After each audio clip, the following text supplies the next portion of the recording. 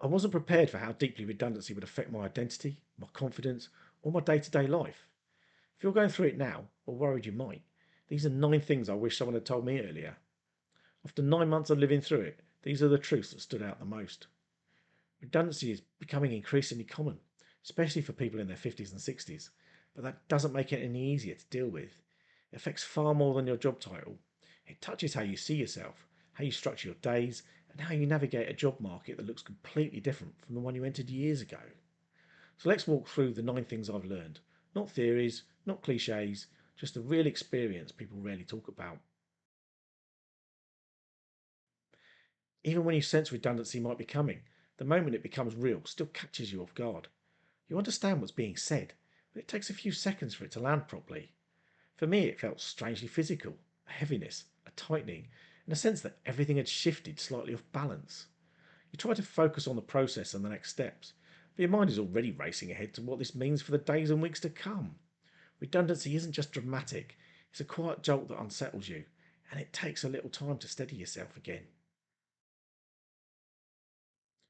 When you've been working for decades, your job becomes part of your identity without you even noticing.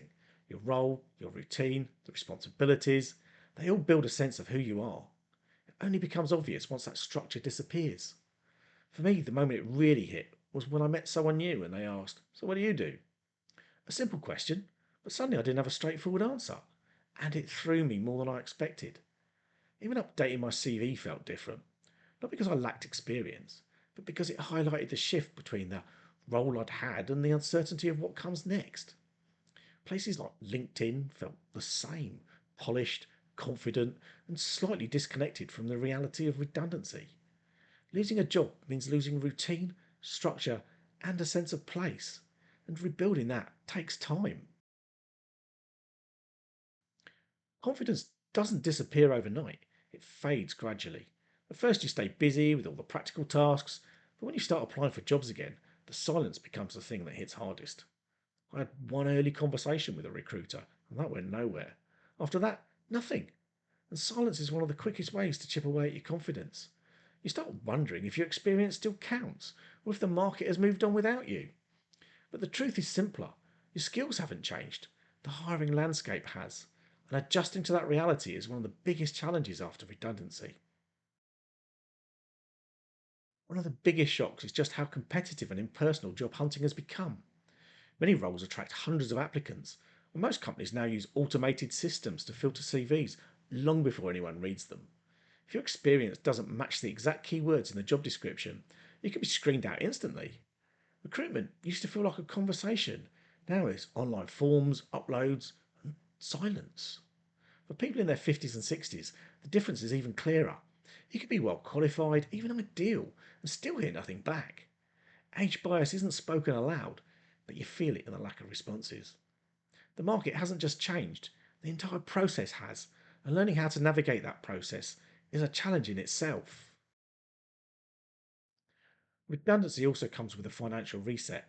Even if you've been sensible with money, switching from a regular income to a lower fixed amount forces you to look at everything more closely. Some costs naturally drop commuting, lunches out, day to day spending, but it still requires careful attention. I was already tracking my spending, but redundancy sharpened that focus. It made me reevaluate what was essential and what wasn't. It's about budgeting, which is crucial, but also clarity and planning.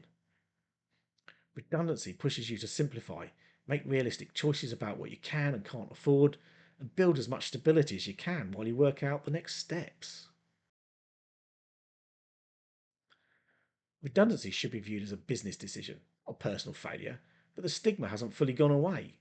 When you tell people, you often see their expression shift. They're trying to be supportive, but there's a hint of pity they don't realise they're showing. Some people avoid the subject entirely because they're uncomfortable. Others quietly assume redundancy means something went wrong, even when it didn't.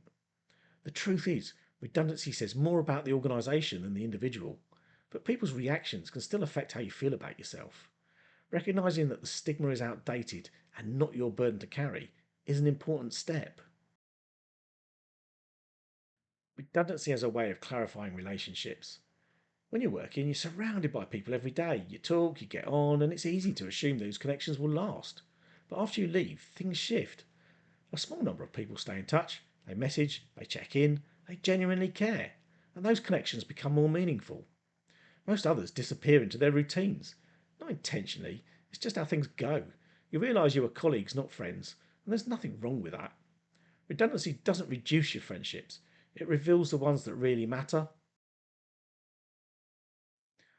One of the biggest lessons in redundancy is that you have to keep your mind active. Curiosity, activity, and engagement become essential, not because they solve everything, but because they stop you getting stuck. Without the structure of work, you have to create your own. I talked about this in my video last week. I'll put a link in the description in case you missed it. For me, building a routine made all the difference. I still get up at the same time. Mornings are for job searching and anything practical. After lunch, I go for a walk. Something simple that resets the day and keeps me moving. Beyond that, staying curious helped me more than I expected. I started exploring things I'd never tried before, learning new tools, experimenting with YouTube, building scale models, and giving myself small projects to stay engaged. In the summer, that curiosity took me outside into the garden, but as the weather's changed, the routine has changed with it. The activity isn't the point, the mindset is. Curiosity helps you keep moving, engagement keeps you connected, activity stops the days from blending into each other. Together they give you structure while you work out what comes next. Redundancy shifts the way you see work, your time, and yourself. It makes you question the pace you kept, the stress you accepted, and how much of your identity was tied to a job title. It also reminds you how quickly things can change. You learn to separate who you are from what you used to do. You start to see what matters, what you can let go of, and what you want your next chapter to look like.